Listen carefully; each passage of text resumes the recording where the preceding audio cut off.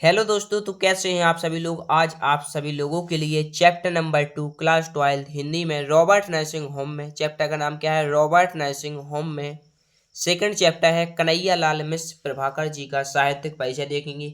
पिछली क्लास में हम लोगों ने अध्ययन किया था चैप्टर नंबर 1। अगर किसी ने चैप्टर नंबर 1 का यानी कि वासुदेव शरण अग्रवाल जी का जीवन परिचय नहीं देखा है तो हमारे यूट्यूब चैनल पर जाइए। हमारे यूट्यूब चैनल का नाम है हर पल आपके साथ। उस पर आपको चैप्टर नंबर 1 यानी कि वासुदेव शरण अग्रवाल जी का जीवन परिचय मिल जाएगा, तो वहाँ से आप सभी लोग देख सकते हैं। तो आज अपन लोग चैप्टर नंबर 2 जिसका नाम है रॉबर्ट नर्सिंग होम में इसका आज अध्ययन करेंगे। लेखक कौन है, कन्हैया लाल मिश्र प्रभाकर जी का साहित्यिक परिचय देखेंगे। तो सबसे पहले हमने आप लोगों को पिछली क्लास में बताया था कि आप लोगों को 5 पॉइंट तो लिखने ही है। कितने लिखनी है?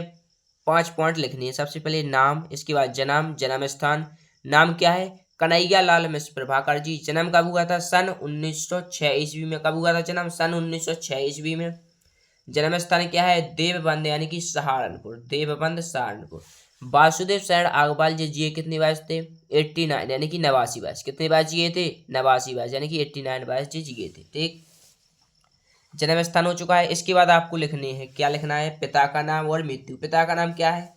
पंडित रमादत्त मिश्र। क्या है? पंडित रमादत्त मिश्र। मृत्यु कब हुई थी? सन 1995 ईस्वी में यानी कि 1995 ईस्वी में।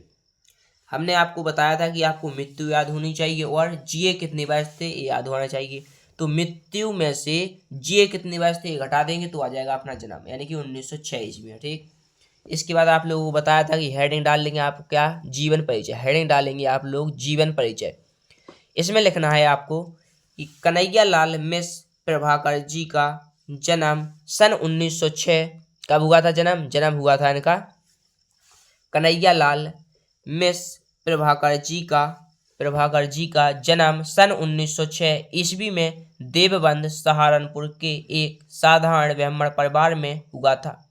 इनके पिता का नाम पंडित रामदत्त नहीं है, यहाँ पर क्या है? रमादत्त था। क्या है?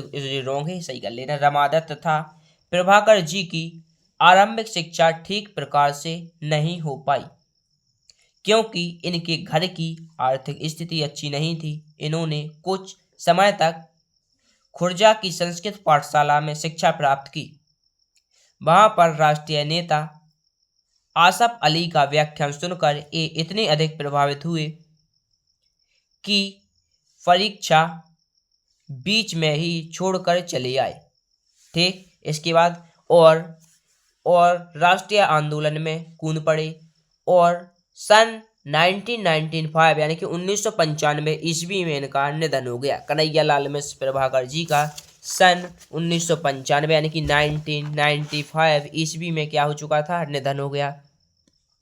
इसके बाद आप लोगों को हेडिंग डालनी है, क्या? साहित्यिक परिचय। क्या डालनी है हेडिंग? साहित्यिक परिचय। इसमें लिखना है साहित्य के क्षेत्र में प्रभाकर जी का महत्वपूर्ण योगदान है। इनकी रचनाओं में कलागत चित्रात्मकता और संस्मरणता को ही प्रमुखता प्राप्त हुई है। पत्रकारिता के क्षेत्र में प्रभाकर जी को अभूतपूर्व सफलता मिली। स्वतंत्रता से आंदोलन के दिनों में इन्होंने स्वतंत्रता सेनानियों के अनेक मार्मिक संस्मरण लिखे। इसके बाद आपको हेडिंग डालनी है, क्या? प्रमुख रचनाएं। क्या लिखना है? प्रमुख रचनाएं। आकाश के तारे, धरती के फूल, माटी हो गई सोना, जिंदगी मुस्कुराई, नई पीढ़ी के विचार, भूले बिसरे चेहरे। तुझे क्या है कि प्रमुख रचनाएं हैं।